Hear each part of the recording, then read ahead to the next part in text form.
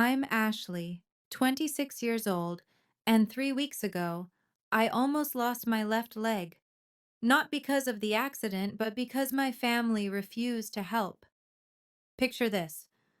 I'm lying in a hospital bed, watching infection crawl up my leg like a slow burning fuse. The doctors give me 48 hours. I need $10,000 for emergency surgery, so I call my parents. Dad's response? We just bought a boat, $45,000. Mom adds, a limp will teach you responsibility.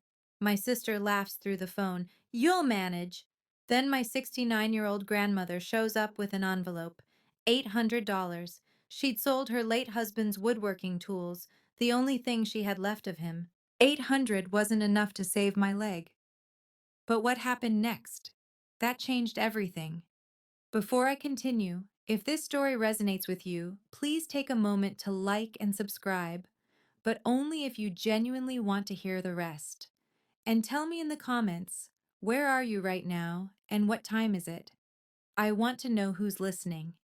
Now, let me take you back 4 weeks, to the morning I woke up and couldn't feel my leg. 4 weeks ago, Tuesday morning, 6:47 a.m. I'd just finished a 12-hour night shift at Mercy General's emergency room.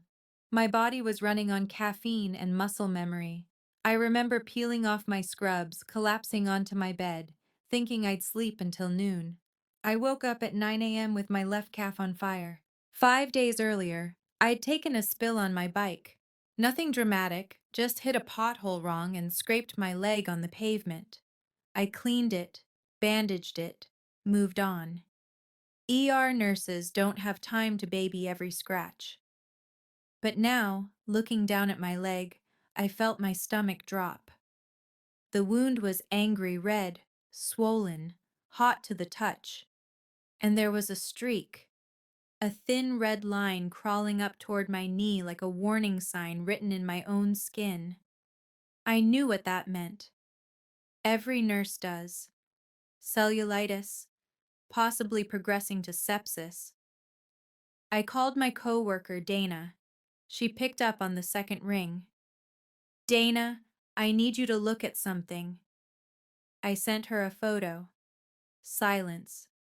Then, Ashley, get to the ER, now. Don't drive yourself. Call an ambulance if you have to. It's that bad? That red line? If it reaches your lymph nodes, we're talking blood infection. You know this. I did know. I'd seen patients lose limbs to infections that started exactly like this. I'd held their hands and told them everything would be okay while surgeons prepared to amputate. I lived alone. No roommate, no boyfriend, no family nearby who'd pick up the phone at 9 a.m. on a Tuesday just to check on me. So I drove myself to the hospital, watching that red line in my rearview mirror like it might move while I wasn't looking. Dr. Reeves didn't sugarcoat it. The infection is aggressive. We need to operate within 48 to 72 hours, or we're looking at osteomyelitis, bone infection. At that point, amputation becomes a real possibility. I nodded. I'd seen this movie before, just never as the patient. The surgery, I said.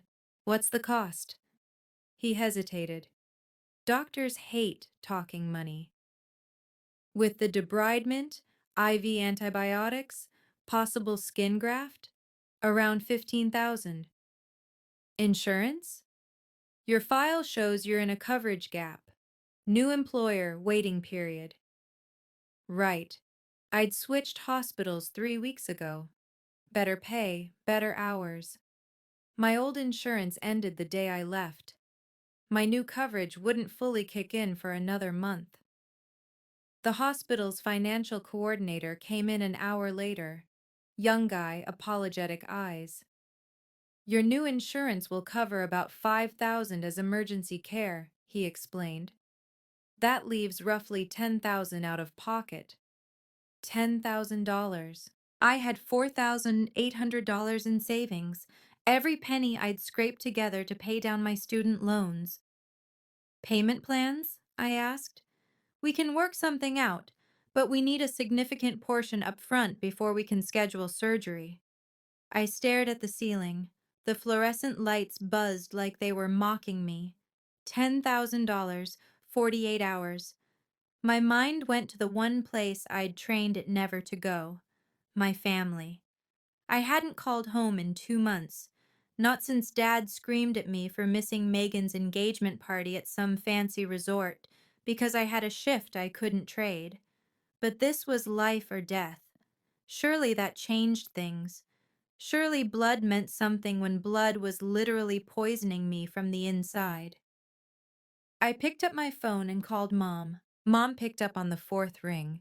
I could hear the whir of hair dryers in the background. Ashley? Hold on. I'm at the salon. I waited. 30 seconds.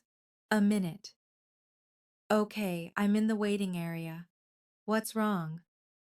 I took a breath and explained the accident, the infection, the surgery, the $10,000 I didn't have, and the 48 hours I had to find it. Silence on the other end. Then, you always have something, don't you? I blinked. Excuse me? Drama, Ashley. You always have drama. Your sister is getting married in 2 months and you're calling me with this? Mom, I could lose my leg. A sigh, long, theatrical. Have you tried your insurance? There's a gap. I explained. Well, I can't make decisions about money. You know that. Your father handles finances. I squeezed my eyes shut. Can you ask him, please? He's busy today. We're looking at boats. Boats. My parents were shopping for boats while I was watching infection climb my leg. Mom, please, I'm begging you. Another pause. Then softer, but not kinder. I'll mention it to him. But Ashley, you need to learn to handle your own problems. You're 26. I know how old I am. Do you? Because you're calling your mother for money like you're still in college. Before I could respond, she added, Oh, and Megan's engagement party is in 2 weeks. The official one at the country club. Try to make it this time. The line went dead. I sat there, phone still pressed to my ear, listening to nothing. That night, I barely slept. Not because of the pain in my leg, but because of what I knew was coming next. I had to call Dad. I called Dad the next morning. My leg had swollen another half-inch overnight. He answered on the first ring. Your mother told me you called. No, how are you? No, I heard you're in the hospital. Just business. Dad, I need help. I need $10,000 for surgery, or I might. Let me stop you right there. His voice was calm, almost cheerful. Do you know what I did yesterday? I didn't answer. I bought a boat. $45,000. Beautiful sailboat. 28 feet. The words didn't make sense at first, like he was speaking a foreign language. A boat? For Megan. An engagement gift. Her fiancé's family has a place on the lake. This way, we'll have something to contribute. Show them we're not just anybody. I gripped the phone so hard my knuckles turned white. Dad, I'm in the hospital. The infection is spreading. The doctors always say the worst case scenario. That's how they scare you into paying. I'm a nurse. I know what I'm looking at. Then you should know how to handle it. His tone sharpened. Listen, Ashley. Your sister is building a future. She's marrying into a good family. This is an investment. You? You're still a nurse making 40 grand a year. That's not an investment. That's a sunk cost. Sunk cost. He called me a sunk cost. You have insurance, he continued. Use it. We already raised you to 18. Our job is done. So that's a no? That's a figure it out yourself. He paused. And maybe this will teach you something. You've always had it too easy. A little struggle builds character. He hung up. I didn't cry. I was too stunned to cry. 45,000 for a boat, zero for my leg. Mom called back an hour later, not to apologize, to explain. Your father isn't heartless, Ashley. He just believes in tough love. Tough love? I laughed, but it came out like a cough. I could lose my leg. You're exaggerating. You always exaggerate. I'm looking at it right now, Mom. The red line is past my knee. She ignored that. You have to understand. We've given you so much over the years. The car when you graduated high school, help with your first apartment deposit, that trip to Florida when you were. The car was Megan's old one that she didn't want anymore. The apartment deposit was a loan I paid back. And the Florida trip was a family vacation when I was 12. See? This is what I mean. You're ungrateful. You don't remember the good things. I closed my eyes. Mom, I'm asking for help, one time, for something that could change my entire life. And I'm telling you that sometimes we have to learn from our struggles. Her voice took on that preachy tone I'd heard 1,000 times. Walking with a limp might teach you responsibility, might make you think twice before quitting a stable job to chase better opportunities. There it was. She blamed me for switching hospitals, for trying to improve my career. You think I deserve to lose my leg because I took a better job?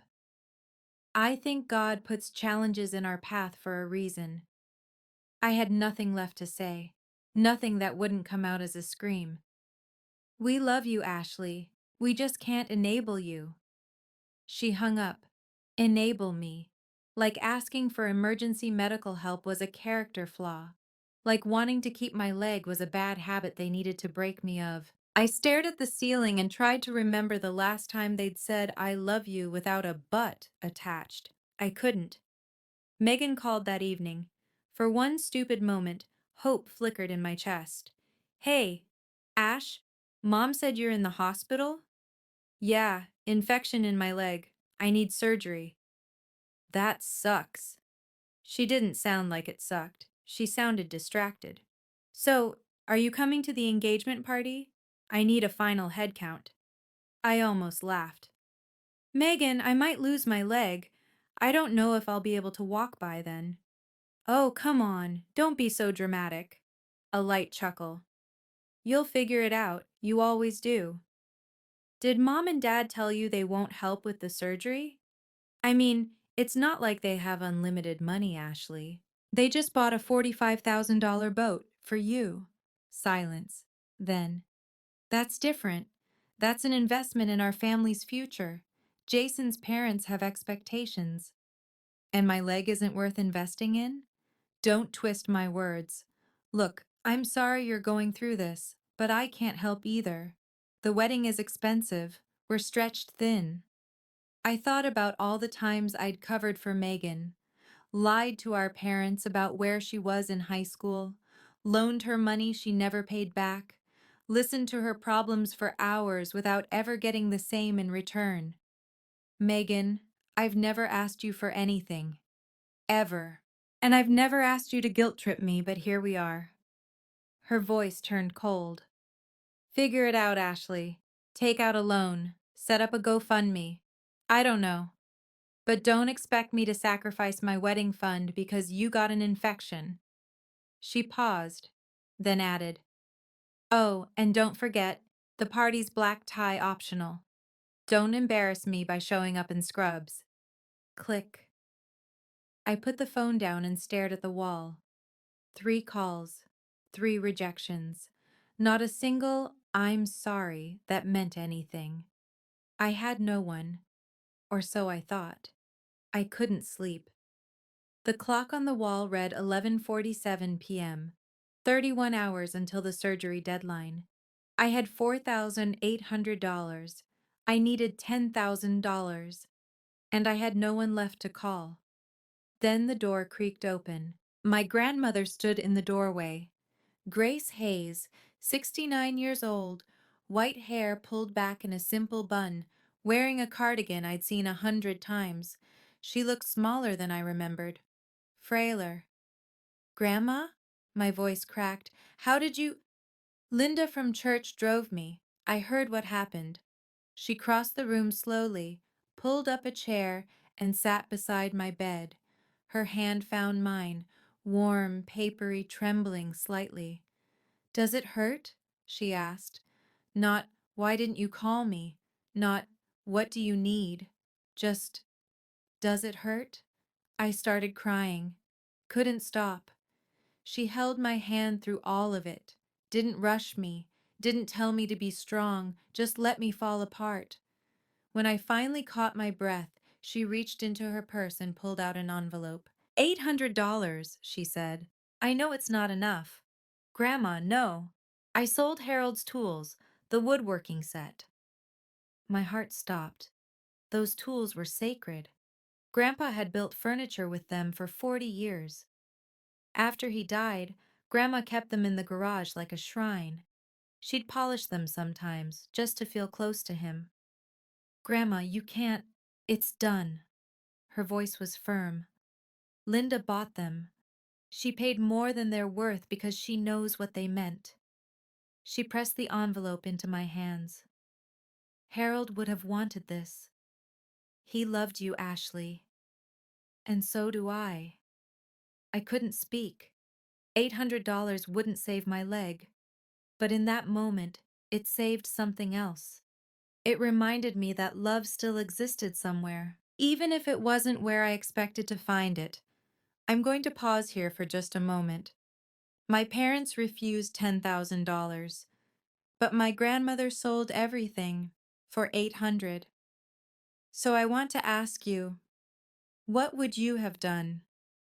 Comment grandma if you think she deserves to be treasured. Comment boundaries if you think I should have cut my parents off right then and there. And if you haven't already, please subscribe. This story is just getting started. Now let me tell you what happened next. I held the envelope like it might dissolve if I gripped too hard. Grandma, who did you sell them to? We can get them back. I can't let you. Linda Martinez from church. Grandma patted my hand. She's had her eye on Harold's tools for years, wanted to learn woodworking after her husband passed. Linda Martinez. I knew the name. She ran a small consignment shop downtown, dealt in antiques and second-hand goods on the side. She and Grandma had been friends for decades. Did she ask why you were selling? Grandma's eyes met mine, steady and unapologetic. I told her the truth, that my granddaughter needed surgery and her parents wouldn't help. My stomach dropped. Grandma, what? Should I have lied? She shrugged. Linda asked questions. I answered. She was horrified by the way. Asked me twice if I was sure about my daughter. Patricia, my mother, Grandma's own child. What did you tell her? I told her Patricia has forgotten where she came from. Grandma's voice softened, but there was iron underneath. Your mother wasn't always like this, Ashley. She changed when she married your father. Money became everything. Image became everything. Love became conditional. You're not embarrassed? That people know? Embarrassed? She almost laughed. I'm heartbroken, but not embarrassed. I didn't do anything wrong, and neither did you. She squeezed my hand. The truth isn't something to hide, sweetheart. If the truth makes someone look bad, maybe they should have made better choices. I thought about all the years I'd covered for my family, made excuses, smiled through holidays, pretended everything was fine. Maybe Grandma was right.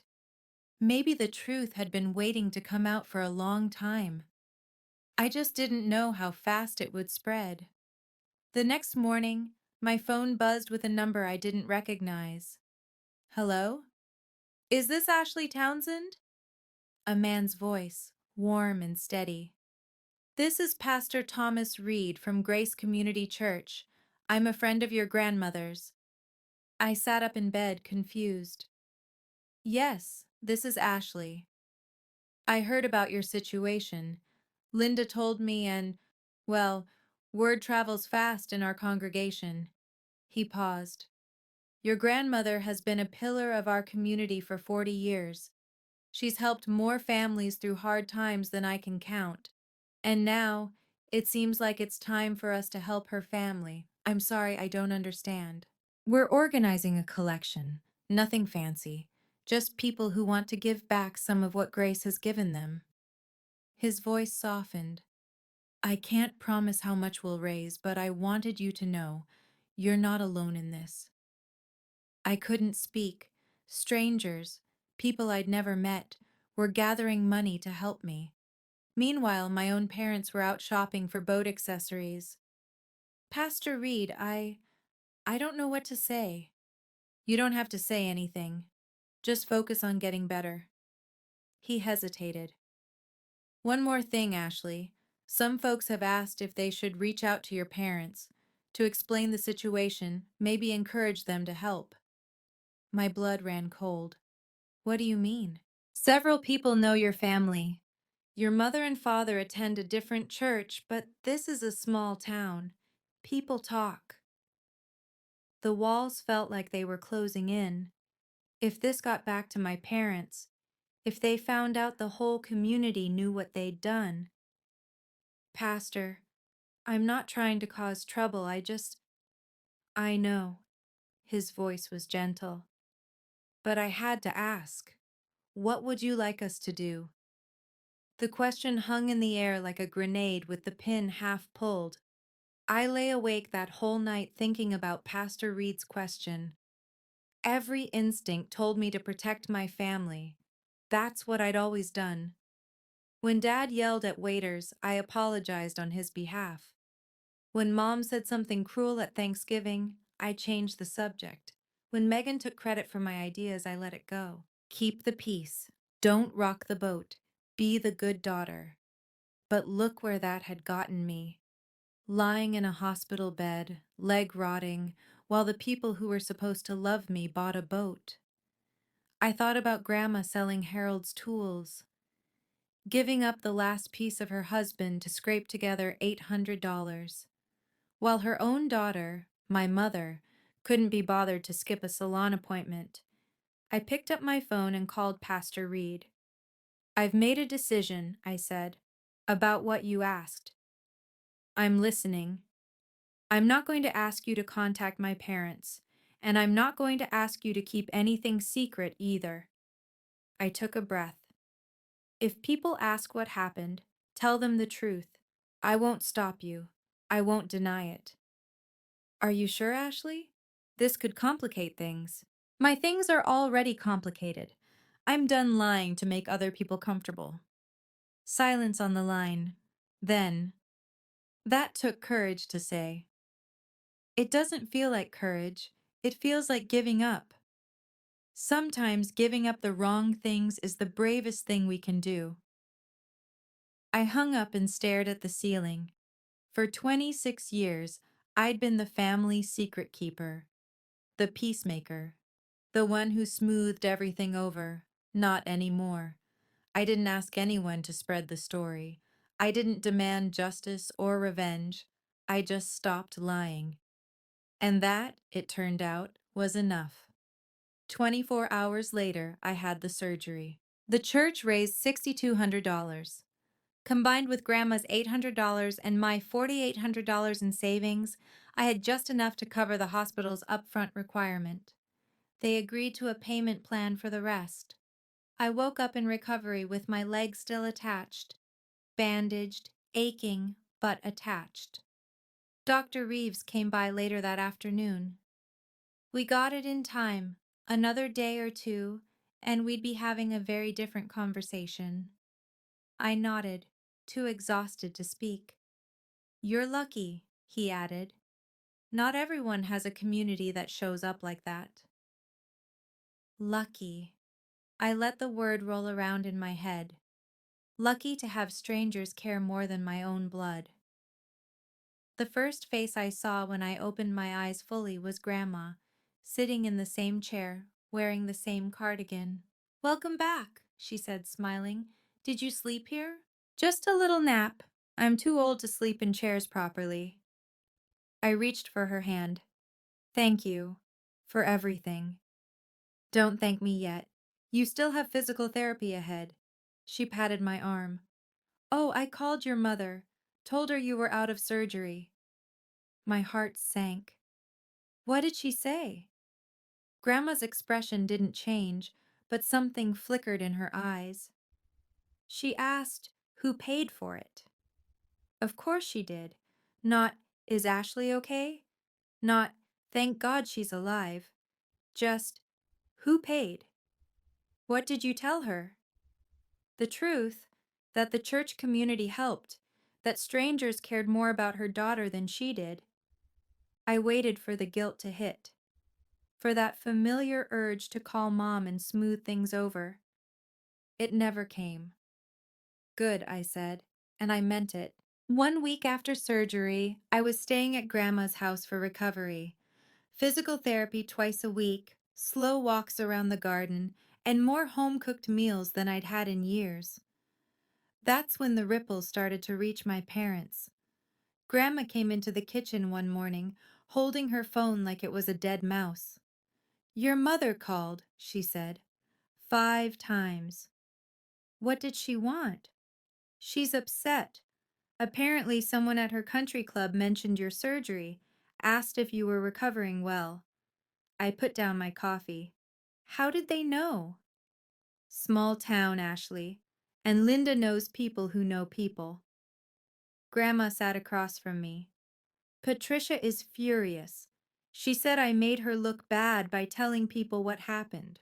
You made her look bad? She's the one who... I know what she did. Grandma's voice was calm but firm. And I told her the same thing I'll tell you. If the truth makes you look bad, maybe don't do bad things. I almost laughed. Almost. Later that day, my phone buzzed with a text from an unknown number. Hey, Ashley. It's Derek, your uncle. I heard about what happened. I'm sorry, really sorry.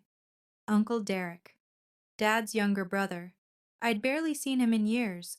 There was some ancient tension between him and Dad that no one talked about. Can I call you? I typed back. He did, 10 minutes later. I want you to know, he said. I had no idea what Richard and Patricia were thinking. A boat over your surgery? That's... He trailed off. That's not okay. I didn't know you were keeping tabs on the family. I keep tabs on Mom, on Grace.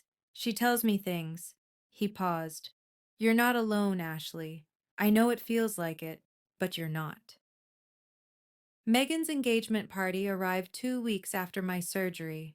Black tie optional, country club, 50 guests, carefully curated to impress Jason's family. I wasn't officially invited anymore. Megan had sent a text 3 days prior. If your leg isn't better, don't worry about coming. We'll take pictures without you. I stayed at Grandma's. We watched old movies and ate popcorn while my family celebrated without me. But I heard about the party later, from Grandma, from Uncle Derek, and eventually from the woman whose presence had apparently caused a small earthquake. Her name was Barbara Sims. She attended the same church as Grandma, knew Linda, and happened to be a member of the same country club as my parents. During cocktail hour, Barbara approached my mother with a smile. Patricia, lovely to see you. How's Ashley doing after her surgery? Mom's face apparently went white. She's fine. Just a minor procedure. Minor? Linda said she nearly lost her leg. Thank goodness the church was able to help. You must be so grateful. The people around them went quiet. Patricia smiled, but according to multiple witnesses, it looked more like a grimace. There were some miscommunications, Mom said carefully. But yes, we're very grateful for the community support. Miscommunications? Barbara tilted her head. Linda mentioned Ashley asked for help and couldn't get it from anyone in the family. Dad appeared at that moment, sensing trouble. "Barbara," he said tightly, "always a pleasure." "Richard, I was just asking Patricia about your younger daughter. Terrible situation. But I suppose these things happen when priorities get mixed up." She glanced at the decorated room, the ice sculptures, the champagne fountain. "Anyway, lovely party." She walked away. The rest of the evening, I'm told, felt like a funeral with better catering. 2 weeks after the engagement party, Pastor Reed called me again. "Ashley, I hope I'm not overstepping, but I wanted to run an idea by you." I was in Grandma's garden, practicing walking without the crutch. "Go ahead." "Your grandmother's 70th birthday is coming up. The congregation wants to throw her a party, nothing extravagant, just a celebration at the church hall. Food, music, people who love her." I smiled for the first time in weeks. "She'd love that." "There's more." Pastor Reed hesitated. "Some folks want to invite your parents and your sister. The thinking is, maybe if everyone's together in a supportive environment, there could be some healing." My stomach tightened. "Or there could be a disaster. That's why I'm calling you first. What do you think?" I watched a bird land on Grandma's fence, peck at something, and fly away. So simple, so unburdened by family drama. "I don't want to turn Grandma's birthday into a confrontation," I said finally. "It should be about her, not about my mess." "I understand, but Ashley, Grace's sacrifice for you is part of her story now. People want to honor that. We're not planning to call anyone out. We just want to celebrate her." "And if my parents show up and make a scene?" "Then they show their true colors in front of 80 people who already know what they did." I thought about it. Grandma had spent 40 years giving to this community. She deserved a party. She deserved to be surrounded by people who actually loved her. If my parents couldn't handle that, maybe it wasn't my problem anymore. "Okay," I said. "Let's do it. I'll help you plan." "Thank you, Ashley. This will mean the world to her." I hoped he was right, but I couldn't shake the feeling that something was about to break wide open. Planning the party meant spending more time at Grandma's house, sorting through photos, finding decorations. 3 days before the event, I was in her closet looking for an old photo album when I found the box. Cardboard, dusty, labeled Harold in faded marker. I knew I should leave it alone, but something pulled me to open it. Inside, the receipt from Linda's shop. $800 for vintage woodworking tool set, dated the same day I was admitted to the hospital. And underneath that, a letter, handwritten, addressed to my Harold. I knew I shouldn't read it, but my eyes caught the first line before I could stop myself. "My love, I had to let your tools go today." The rest of the letter was a confession to her dead husband, explaining why she'd sold the only thing she had left of him, how she'd watched her own daughter become someone she didn't recognize, how she needed him to understand that helping Ashley wasn't a betrayal. It was honoring everything he'd taught her about family. "Patricia has forgotten what matters, but I haven't, and I won't let our granddaughter pay the price for her mother's coldness." I was crying before I finished. The door creaked behind me. "I was wondering when you'd find that." Grandma stood in the doorway, not angry, just tired. "I'm sorry. I shouldn't have." "It's fine. Harold would want you to know." She walked over, took the letter gently from my hands. "I write to him sometimes. Keeps him close." "Grandma, don't feel sorry for me, sweetheart. I made my choice, and I'd make it again." She placed the letter back in the box, but something caught my eye. Her phone. A text message notification on the screen. From Mom. If you embarrass this family at that party, I will never forgive you. Grandma followed my gaze and sighed. Patricia's always been better at threats than apologies. We're almost at the party. Grandma's 70th birthday. 80 people. And my parents are coming. Everything I've told you so far, the rejection, the boat, the $800 sacrifice, it's all about to collide in one room. So tell me, what do you think is going to happen? Comment truth if you think everything should come out. Comment peace if you think I should try to make amends. And please hit that subscribe button. You don't want to miss what happens next. The day of the party arrived. Grace Community Church's fellowship hall had been transformed. White tablecloths, flower centerpieces, a photo slideshow running on a loop near the entrance, 80 chairs arranged around round tables, each with a small candle. Grandma didn't know. We'd told her we were going to a small lunch with some friends. When she walked in and saw the crowd, she stopped in the doorway, hand flying to her chest. "Oh my," she whispered. "Oh my goodness." The room erupted in applause. People she'd known for decades rushed to hug her. Former students she'd taught, neighbors she'd helped through hard times, church members she'd visited when they were sick. I stood in the corner, watching her face light up. This was right. This was how it should be. Then I saw them walk in. Dad first, wearing his navy blazer, the one he saved for important occasions. Mom behind him, in a cream-colored dress, pearls at her throat. Megan and Jason bringing up the rear. Megan looking like she'd rather be anywhere else. Dad surveyed the room like he was assessing property value. Mom spotted Grandma and manufactured a smile. "Mother, happy birthday!" Grandma accepted the hug stiffly. "Patricia, Richard, glad you could make it." "Wouldn't miss it." Mom's eyes scanned the crowd, calculating. "What a lovely little gathering." I stayed in my corner, but Uncle Derek appeared beside me. He'd driven in from 3 hours away. "You ready for this?" he murmured. "No." "Good. Neither am I." He squeezed my shoulder. "But whatever happens, you're not alone. Remember that." I watched my parents work the room, shaking hands, making small talk, performing the role of caring family members. I wondered how long the performance would last. After lunch, Pastor Reed took the microphone.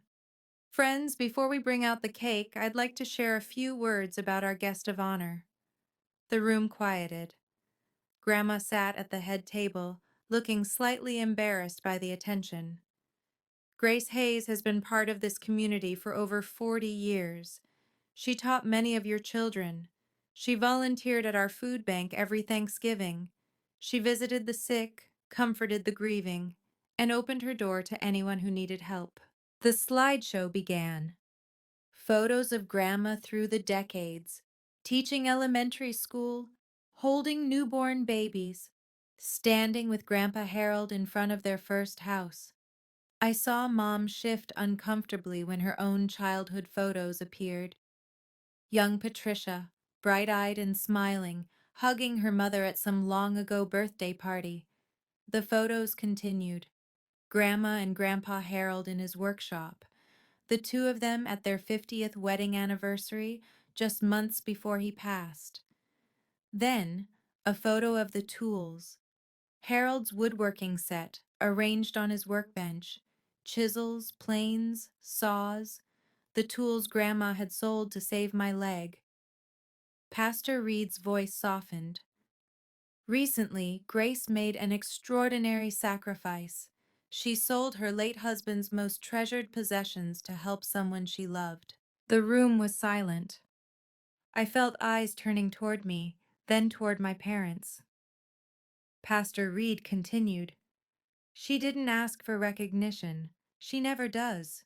But today, we want her to know that her sacrifice was seen and honored."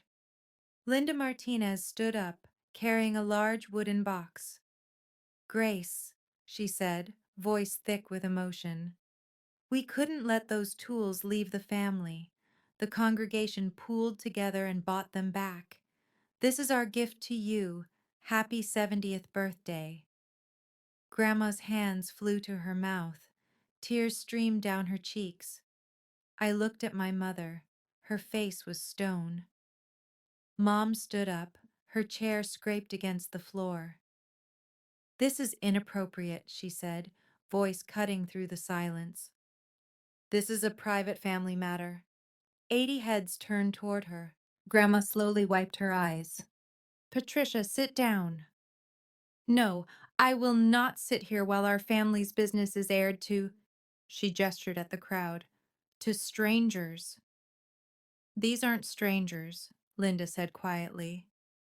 They're your mother's community, the people who showed up when you didn't.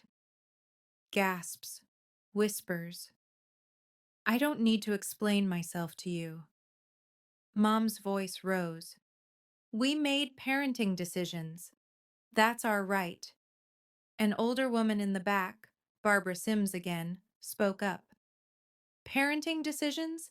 Your daughter nearly lost her leg. And she didn't, Mom snapped. She's fine. Everyone's fine. So why are we… She's fine because other people helped. This from Uncle Derek, stepping forward. Not you, not Richard. Dad stood now too, face reddening. Stay out of this, Derek. You've always had a problem with how I run my family. Someone should have a problem with it. Derek's voice boomed across the hall. You bought a $45,000 boat the same week your daughter was begging for surgery money. A boat, Richard, for a party trick, while Ashley was watching infection climb her leg. The room exploded in murmurs. Megan tugged at Jason's sleeve, whispering urgently. Jason's face was unreadable, but his jaw was tight. Mom turned to Grandma, fury in her eyes. Are you happy now, Mother? You've humiliated us. Grandma rose from her chair, 70 years old, tiny, but in that moment she seemed 10 feet tall. No, Patricia, you humiliated yourselves. I just stopped covering for you. The room went silent, and all eyes turned to me. Mom spun toward me. Ashley, say something. Tell them this is all a misunderstanding. 80 people watched, waiting. I stood up slowly. My leg ached, but I didn't reach for the chair. There's no misunderstanding, Mom. Ashley, I asked you for help. I explained exactly what was happening. You said no. We had reasons. You had a boat. Silence. I took a breath, kept my voice steady. I'm not here to list everything you've done wrong. I'm not here to get revenge or make you feel bad in front of everyone. That's not who I want to be. Mom's eyes darted around the room, calculating, looking for an exit. But I'm also done pretending. Done lying to make you look good. Done being the daughter who keeps the family secrets so nobody feels uncomfortable. Dad stepped forward. You don't talk to your mother like… I'm not finished. I met his eyes. You called me a sunk cost. You said my surgery would teach me a lesson. And you bought a boat, while I was in a hospital bed wondering if I'd ever walk again. His mouth opened, then closed. So here's what's going to happen, I said. I'm setting a boundary. From now on, I decide who gets to be family to me. And family doesn't mean people who share my blood. It means people who show up. I looked at Grandma, at Linda, at Pastor Reed and Uncle Derek and all the faces I barely knew, but who had done more for me in 1 month than my parents had in 26 years. You're not losing a daughter, I said, turning back to Mom. You lost her a long time ago. I'm just finally saying it out loud.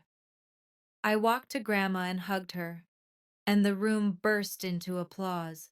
The applause made Mom flinch. She grabbed her purse and started toward the exit, but Megan caught her arm. Mom, stop! If we leave now, everyone will talk. They're already talking, Megan. Then don't make it worse. Dad stood frozen, face purple.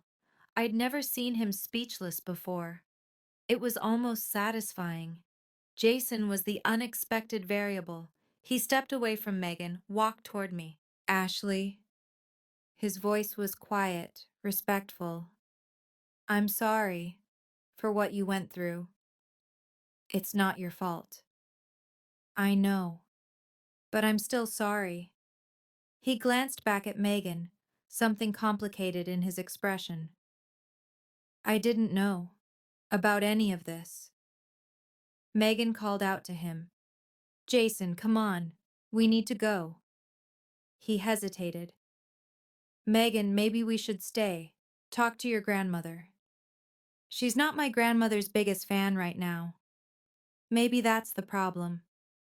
I watched him walk back to her. The conversation that followed was too quiet to hear, but I saw Megan's face shift from irritation to something like fear. Meanwhile, Grandma stood at the gift table, holding the box of tools, surrounded by friends who wanted to hug her, shake her hand, tell her she was brave. She caught my eye and smiled. That smile said everything. Worth it. Dad finally found his voice. This isn't over, Ashley. I turned to face him. You're right, but it's not up to you how it ends. He opened his mouth to respond, but Uncle Derek stepped between us. Richard, Patricia, I think it's time you left. This is Mom's party, and you're ruining it. For a long moment, nobody moved. Then Mom grabbed Dad's arm and pulled him toward the door. Megan followed, heels clicking on the floor. Jason trailed behind, looking back once before disappearing. The door closed, and the party continued without them.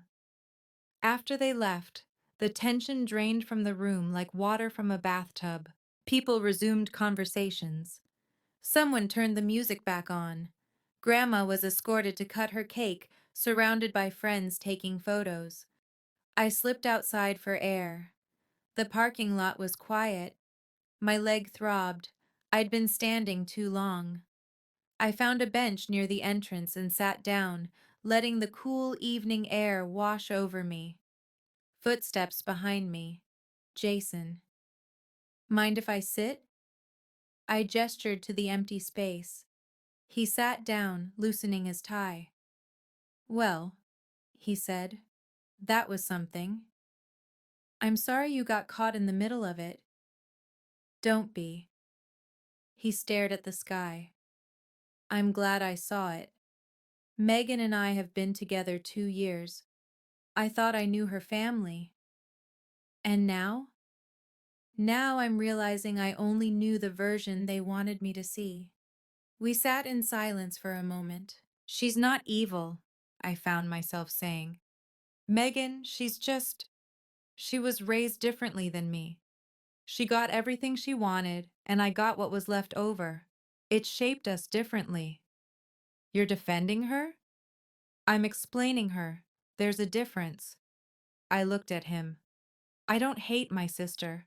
I don't even hate my parents. I'm just done letting them hurt me. Jason nodded slowly. That's healthier than I would be. Ask me again in 6 months. He laughed, a real laugh, then stood up. For what it's worth, Ashley, I think you're the strongest person in that family. I learned it from my grandmother. I can tell. He hesitated. I need to go talk to Megan. We have a lot to figure out. Good luck. He walked away. I watched him go, wondering what would happen to their relationship. Then I went back inside to celebrate with the people who actually loved me. 1 week later, Uncle Derek called with news. Jason postponed the wedding. I set down my coffee. Postponed? Not canceled? Postponed. Indefinitely. He told Megan they need to work some things out first, including how her family treats people. I should have felt victorious. I didn't. I just felt tired. How's Megan taking it? Not well. She called your parents, screaming, blamed them for the party disaster. They blamed your grandmother. Your grandmother, apparently, hung up on all of them. Good for her. There's more. The boat? Richard listed it for sale yesterday. That surprised me. The $45,000 boat? Turns out showing off to Jason's family doesn't matter much when Jason's family has serious concerns about your character. Derek's voice was dry. Funny how that works. 3 days later, Megan called me. I almost didn't answer, but something made me pick up. Happy now? Her voice was raw, like she'd been crying. No, actually, I'm not happy any of this happened. You ruined my wedding. I let that sit for a moment. Megan, I didn't make you laugh when I told you I might lose my leg. I didn't buy a boat instead of helping me. I didn't lie to Jason's family about who we really are. So it's all our fault? I'm not saying that. I'm saying consequences aren't revenge. They're just what happens when the truth comes out. Silence. Then quietly. You could have kept it quiet. I could have. I've kept things quiet for 26 years, and where did that get me? She hung up without answering. I put the phone down and looked out the window at Grandma's garden. I didn't feel triumphant. I didn't feel vindicated. I felt like something had finally, permanently shifted, and I couldn't unshift it, even if I wanted to. Mom showed up at Grandma's house 2 weeks later. No warning, just rang the doorbell on a Tuesday afternoon. I opened the door and almost didn't recognize her. No makeup, hair pulled back haphazardly, eyes puffy. Ashley, can we talk? I stepped aside. Let her in. Grandma was out at her bridge club, probably for the best. Mom sat on the living room sofa, looking around like she'd never been here before. I want to fix things, she said finally.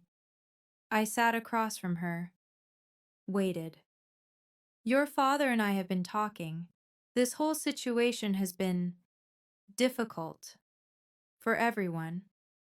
Yes, it has. The wedding is postponed. People are talking. Your father's been getting looks at the golf club. She twisted her hands in her lap. We need to move past this. As a family. What does that look like to you? Well, she took a breath.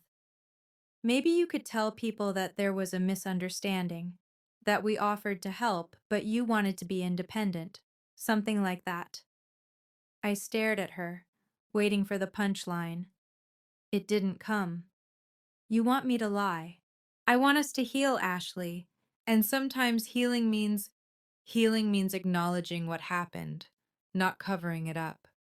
Her expression flickered, frustration breaking through the mask. I'm trying to meet you halfway. No, you're trying to protect your reputation. That's not the same thing. So what do you want from me? An apology? I don't want anything from you, Mom. That's what I've been trying to tell you. I leaned forward. An apology won't change what you did. What I need is distance, boundaries, space to live my life without being hurt by people who are supposed to love me. Her face hardened. So that's it? You're cutting us off? I'm protecting myself. If you can't tell the difference, that's the whole problem. She left without saying goodbye. That night, Grandma came home and found me on the porch, staring at nothing. She sat beside me, her joints creaking softly. Your mother was here. How did you know? I can smell her perfume. She smiled faintly. It hasn't changed in 30 years. We sat in silence for a while. She wanted me to lie for them, I said. Tell people it was a misunderstanding. Of course she did. Grandma sighed. Patricia has always been better at managing appearances than facing truth.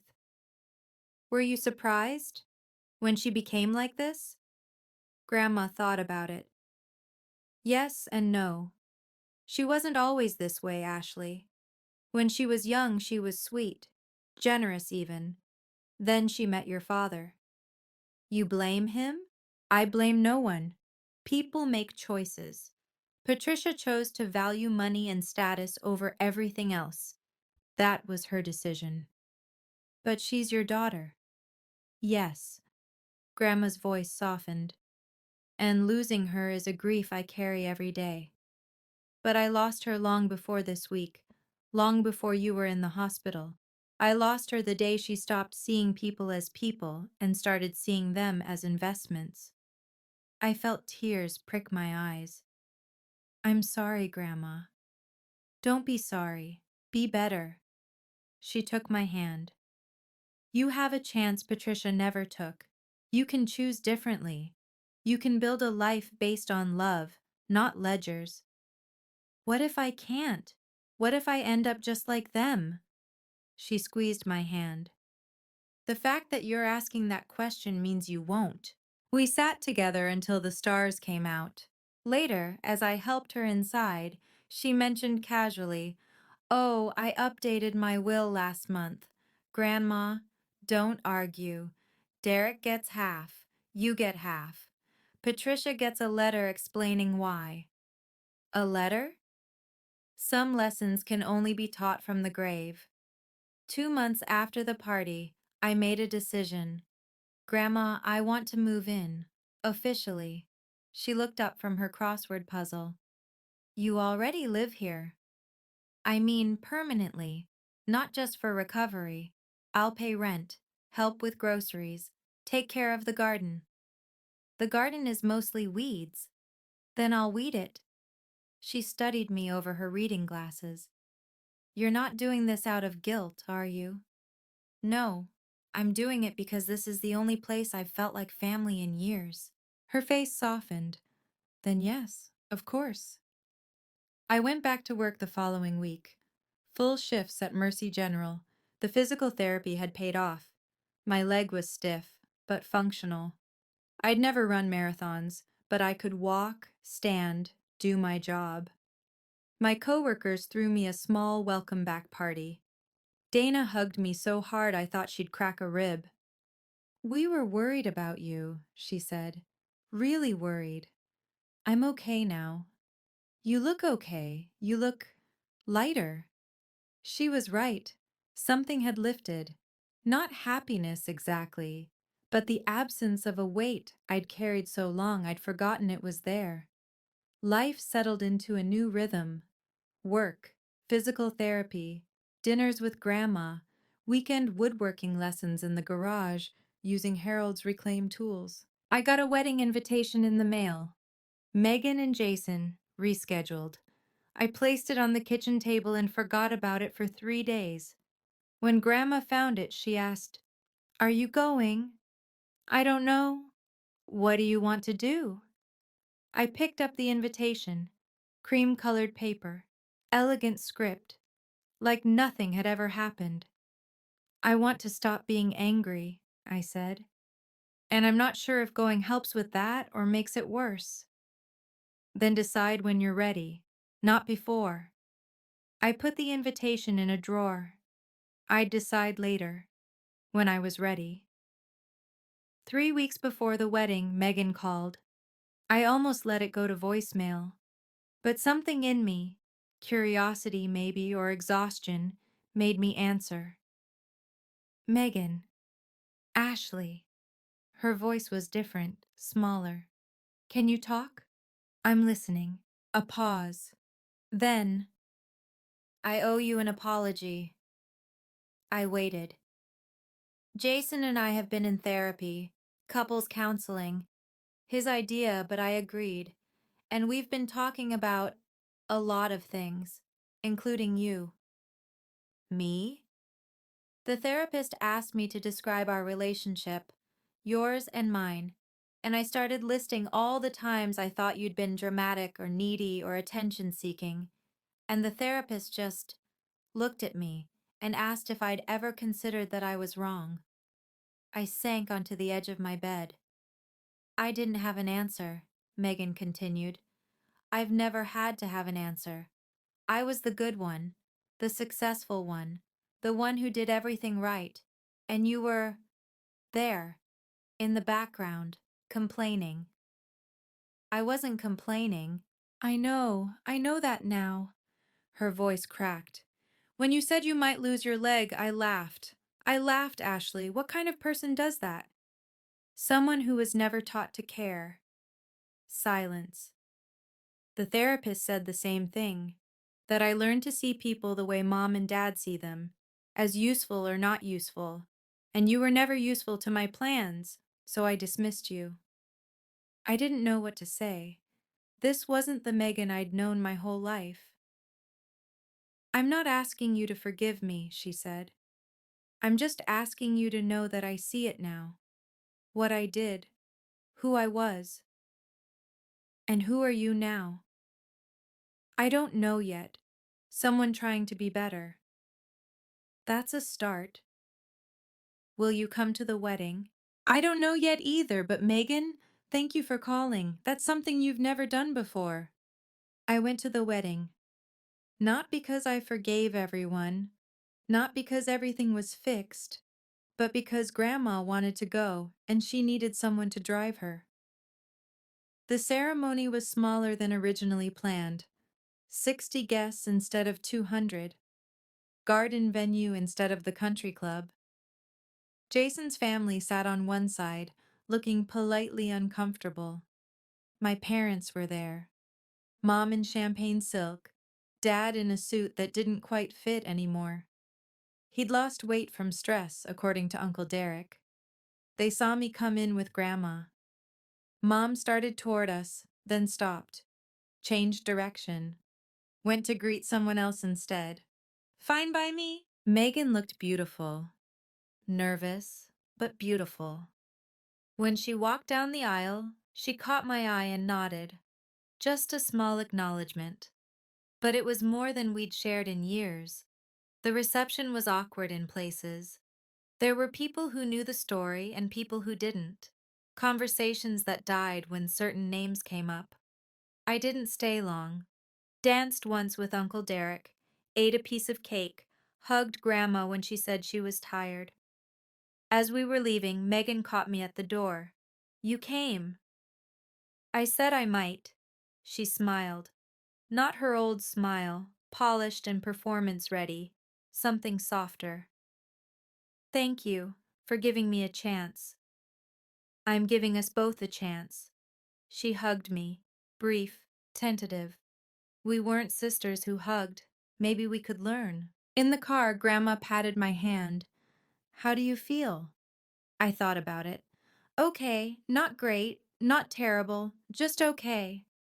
Okay is enough, sweetheart. For now, okay is more than enough. I drove us home through quiet streets, past houses with lit windows, past the hospital where strangers had helped save my leg. Okay was enough. For now. 6 months later. My leg healed fully. A small scar ran up my calf, silvery and fading. Dr. Reeves called it a battle wound. I called it a reminder. I'd been promoted to shift supervisor at Mercy General. Better hours, better pay, a team of nurses who respected me. Grandma and I had settled into an easy rhythm. I cooked on weekdays, she cooked on weekends. We watched Jeopardy every night at 7 o'clock. She was teaching me woodworking, basic stuff, but satisfying. My hands were learning what Harold's hands had known. Megan and I texted sometimes. Nothing deep. Just, how are you? And saw this and thought of you. And happy birthday. It wasn't closeness, but it wasn't coldness either. My parents kept their distance. Mom sent a Christmas card with a generic message. Dad didn't send anything. I didn't expect him to. But the silence didn't hurt like it used to. It just was. One afternoon, a patient's daughter stopped me in the hallway. Middle-aged woman, exhausted, scared. You're the nurse who almost lost her leg, right? I heard your story from someone at church. I braced myself. Yes. My mother is cutting me off. Won't pay for her own grandkids' medical bills. Says it'll build character. She laughed bitterly. Sound familiar? Too familiar. How did you get through it? I thought about it. I stopped waiting for them to be who I needed. I found people who already were. She nodded slowly. Did it hurt? Letting go? Every day at first, then less, then hardly at all. I put my hand on her arm. You're allowed to choose yourself, even over family, especially over family who doesn't choose you back. She thanked me, walked away with slightly straighter shoulders. That's when I knew the hardest part was over. Before I close this story, I want to share something I've learned about my family, about myself, and maybe about you. My father grew up poor, like hand-me-down clothes, food stamps at the grocery store poor. He clawed his way into the middle class through sheer force of will, and somewhere along the way, he started seeing everything through a financial lens. Children weren't children, they were investments. Megan was the high-yield stock. I was the underperformer he wanted to cut loose. That doesn't excuse what he did, but it explains it. My mother was different. She came from a loving home, Grandma's home, but she married my father and slowly adopted his worldview. It was easier than fighting, easier than questioning. By the time I was born, she'd forgotten how to love without conditions. And Megan, she was the product of both, raised to believe that worth came from achievement, that love was earned through success. She never learned empathy because no one taught her. She dismissed me because I was less than in the only metric that mattered to her. As for me, my weakness was obvious. I spent 26 years trying to earn love from people who had already decided I wasn't worth it. I confused silence with peace. I thought that if I just tried harder, accommodated more, swallowed my pain quietly, eventually they'd see me. They never would have. That's not a failure of my effort. It's a failure of their capacity. If any of this sounds familiar to you, if you've ever been the overlooked one, the scapegoat, the family member who could never quite measure up, hear me when I say this. You are not broken. You are not unlovable. You are not a sunk cost. Setting boundaries isn't betrayal, it's survival. And choosing yourself, even when it means losing people who share your blood, is the bravest thing you can do. Family isn't always the people you're born to. Sometimes it's the grandmother who sells her treasures to save you, the strangers who donate because they've heard your story, the friends who show up when blood relatives walk away. That's my story. Thank you for walking through it with me. If you've made it this far, please like, subscribe, and share this with someone who might need to hear it. In the description, I've linked another story about boundaries and healing. Check it out if this resonated with you. And if you have a story of your own, of setting boundaries,